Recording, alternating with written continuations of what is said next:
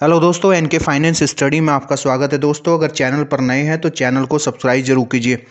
दोस्तों देखिए, own passive के जो भी फाउंडर्स अभी के टाइम पे जिन फाउंडर्स को कोई कमीशन नहीं मिल रहा, कोई ट्रैफिक नहीं मिल रहा, कोई किसी तरह की अपडेट नहीं मिल रही, तो वो फाउंडर आज के टाइम में बहुत ज़्यादा होपलेस है, डिमोटिवेट है और अपने आप को ऐसा फील कर रहा है कि हमने कहीं गलत जगह पे एंट्री तो नहीं कर ली।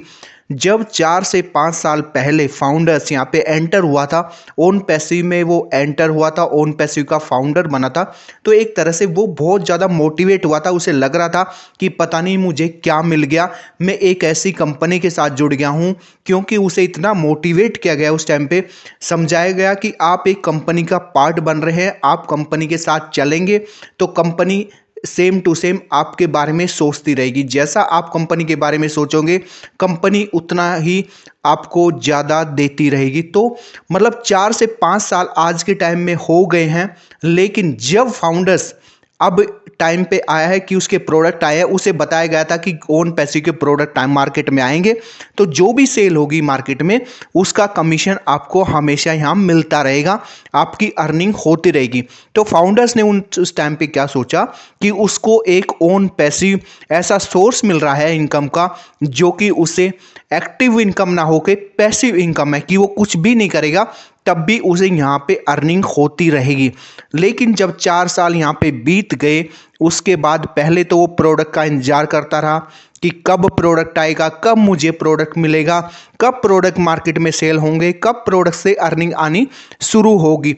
तो ये सोच के फाउंडर्स ने 4 से 5 साल यहाँ पे निकाले। उसके बाद जब उसने $97 देके जब वो यहाँ पे फाउंडर्स बना था, तो उसने इंतज़ार किया एक लंबे टाइम पीरियड का, 4 से 5 साल का। जब प्रोडक्ट मार्केट में आने को तैयार हुआ, उसे कई बार बताया गया कि मार्केट में प्रोडक्ट आने वाला है, प्रोडक्ट तैयार है, लेकिन कई बार डेट बदली गई, डेट पे डेट दी गई, मतलब तारीख पे तारीख दी गई और बताया गया कि प्रोडक्ट अभी तैयार नहीं हुआ है।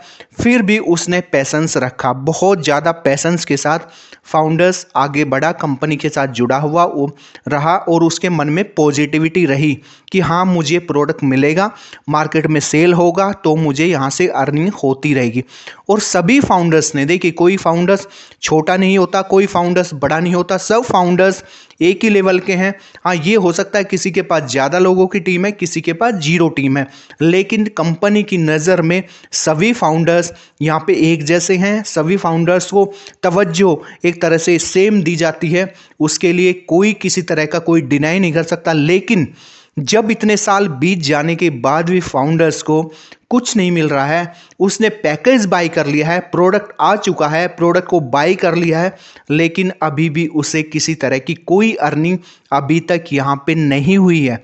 तो फाउंडर्स इस टाइम पे जो उसने 4 साल इंतजार किया, डेफिनेटली इंतजार किया उसने, अब लेकिन वो 1.5 महीना निकल चुका है, 45 दिन उसको पैकेज बाई किए हुए निकल चुके हैं, 45 दिन उसके पास अभी बाकी बचे हैं। तो अब फाउंडर्स इतना ज़्यादा डिमोटिवेट हो रखा है कि उसे लगता है पता नहीं कुछ होगा भी या नहीं होगा, मतलब बहुत ज़्यादा चीज़ें डाउटफुल लग रही है अब के टाइम में।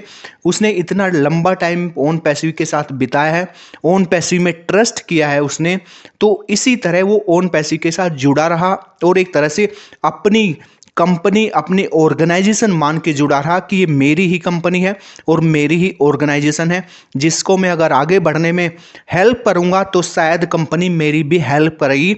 इसी कारण से फाउंडर्स कंपनी के साथ जुड़ा रहा और उसके साथ लगातार अपने सपनों के बारे में सोचता रहा कि मेरे सपने, कंपनी ने जो मुझे दिखाए हैं वो सपने एक टाइम पर यहाँ पे जरूर पूरे होंगे।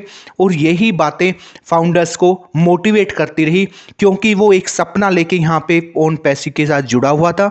एक सपना उसने देखा था ओन पैसिव के साथ कि ओन पैसिव उसे वहां तक पहुंचाएगा जो कि आज तक ये इतनी मेहनत करने के बाद भी मैं नहीं पहुंच पाया हूं।